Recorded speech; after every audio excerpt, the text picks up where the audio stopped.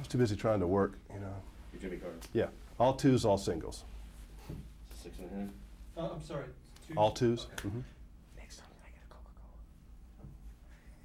Coca-Cola. Ready? Wait, what? Give me 3, 2, and 1.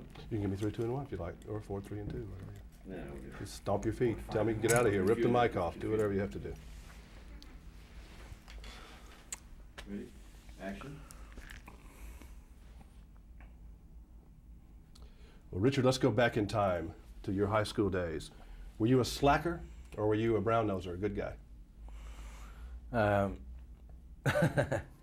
I was an attention deficit disorder human.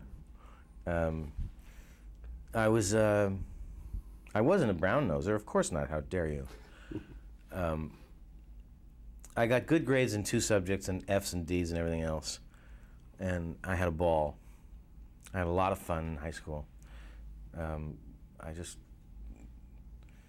I loved history, I loved drama, and I hated every other subject I had. At some point, maybe even earlier, what did they write in that little comment section? Maybe in the 6th grade, 7th grade, earlier in that. You mean other? You know, teachers always had a little comment like, Richard. Oh, well, basically they said, get your together. That was basically it. Were you a pretty directed kid, know about what you want, where you were going? Yeah. That's why I could have a good time, because I knew exactly where I was going to go after school, you know. Yeah, that's hard to do. I kind of did too. I didn't know exactly where I wanted to go. Did you know exactly where you were going? You know, you knew you wanted to be on the stage or in front of people acting or something. I knew I was going to be an actor the way that you know that it was just a certainty of mine. Mm-hmm. Did anyone ever discourage you or encourage you while you were in school to, you know, take the big chance and do the New One York person early? discouraged me. In all of the years I went to school, I had one teacher who told me to be a plumber. And most of them, it wasn't a question of them encouraging me, they just took it for granted because they knew I was going to do it. But didn't the teacher that told you to be a plumber, wasn't that even a greater inspiration than some of the other people to show them you could do it? No, I just thought he was kind of silly, that's all. Because I had a couple of those too. You never can tell. And sometimes they fire you up and make you go do things. And you said you got into this movie because you liked the music aspects of it. Are you a closet musician? Do you play? No, I don't play. And when I said that, I meant that I always wanted to conduct. That's one of my fantasies. And that's why I wanted to do it. So what is that like, to stand in front and do the... It's about as close to perfect as you can get. I mean, it's an incredibly powerful, emotional experience. And even though I was faking it, I came pretty close to knowing exactly what that was all about. Is it that you feel the music coming at you? No, you actually. feel like you're part of a wave and you're in sync with it? Yeah, you feel that you're part of something, and that when you do that, it's not them, it's us, and it's something much bigger than either part. It's a huge, powerful thing. I'd love to do that sometime myself.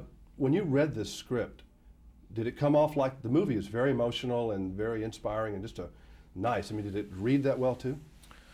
Yeah. What I liked about the script right away was that it was this saga, this man's life, all of it. Very old-fashioned approach to filmmaking, and great, and easy, and accessible, and not high-tech. And I really liked it. You know, I've always enjoyed your work from American Graffiti forward. I thought you've been in a lot of good movies where you were good, but maybe the movie around you wasn't so hot. This is one of those things where everything seems to be in sync. Can you tell that when you're on a movie production that this is going to turn out really good? Well, sometimes you can. I've been wrong as many times as I've been right. But the one thing that was different about this film is that the crew and the cast really, I hate to use this phrase, bonded like nobody's business. And we all fell in love with each other. We all spent our time together and went out together and had dinner together. Everyone. There was something about shooting the movie that got everyone real tight, real fast. You were a team. Yeah. Do you ever sit around, I think about this sometimes because I've been involved with it, but Why do we hold teachers? You know, most societies, they're one of the most revered people in the society. We don't do that in ours, and that seems kind of strange. Why is that, do you think? I don't know. It's a great question. I don't know. It's something we should all be ashamed of. I mean, because there are a lot of things wrong with our country, and a lot of things right, but that just seems to be where those people are. You give your children to the teachers, and they mold the minds of them, and we don't seem to want to pay them very much money. We don't seem to care about them too much. I wish I knew the answer to that question. Kids spend more time having their character molded by teachers than anyone else except their moms, and sometimes even more than that. And they are the indispensable people on a constant, cops are indispensable sometimes, and doctors and firemen, but teachers every day. Every day.